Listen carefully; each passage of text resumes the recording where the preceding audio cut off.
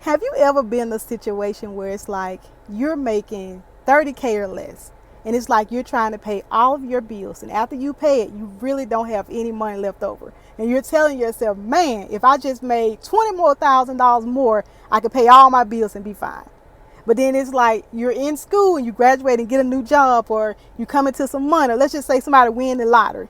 Now all of a sudden you have all of this money, and then a year or two from now, even though your income has increased, you find yourself in that same spot where you're paying all of your bills and you have no money left over. Have you ever wondered why that happens? Like, how is it that I've increased my income, but some kind of way I always find myself in this same spot, but I'm paying all my bills and I have nothing left? I believe that that happens because of one or two things. I believe it happens, number one, because people have poor money management skills. If you don't know how to manage 30K or less, you're not going to know how to manage 100K or more. You're not.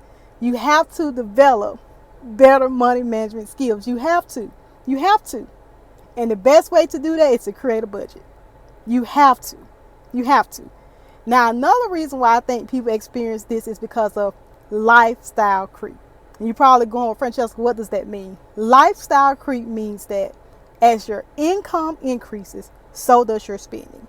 Meaning, like, you might have somebody that's making 30K a year, and they might be driving a modest car, living in a modest apartment, buying clothes maybe at TJ Maxx or Home Goods. Ain't nothing wrong with those, but they're buying clothes that's not like super expensive.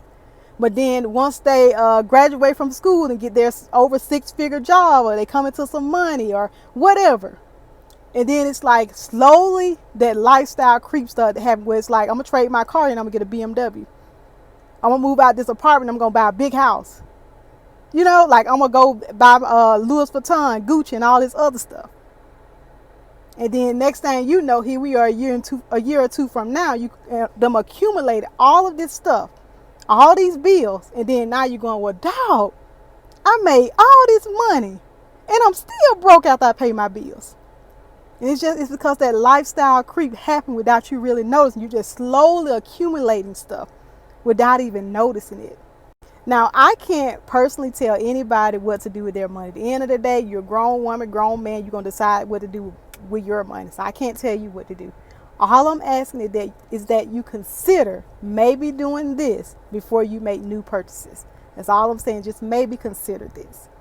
Number one, before you start adding more debt, maybe consider paying off the debt you already have, or some of the debt that you already have.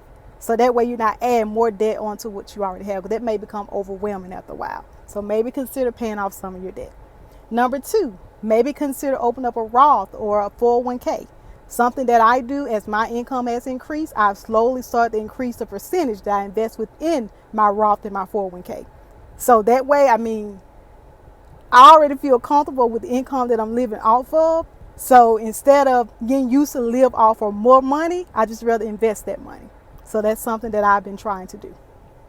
Something else to consider, maybe consider starting an emergency fund.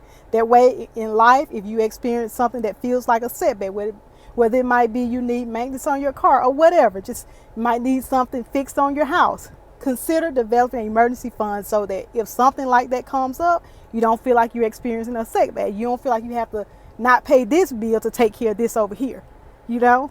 So maybe consider starting an emergency fund. You put maybe 3 to 6 months of your income in there. I'm still working on that.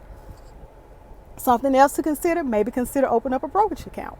I happen to like E-Trade. I also like Fidelity to invest in stocks. I happen to like the S&P 500, DIA, and QQQ. I like those stocks. Not saying you have to do them. I'm just saying this is what has worked for me. So maybe just consider some of those things. Like me personally, I would love to have me a BMW.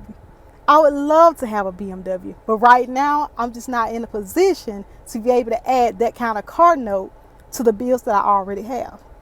On paper, it might seem like I can afford it. But once I break down my budget, it's going to put me in a position where I won't be able to save the way that I want to. So I'm putting that on hold now. I would love to buy me a nice big home. Maybe not super large, but, kind of big. But because it's just me, I personally don't feel like that makes sense. I feel like I should probably start out in a small condo and maybe use equity from that condo to purchase a nicer home, so that way I'm not spending a whole lot on my mortgage.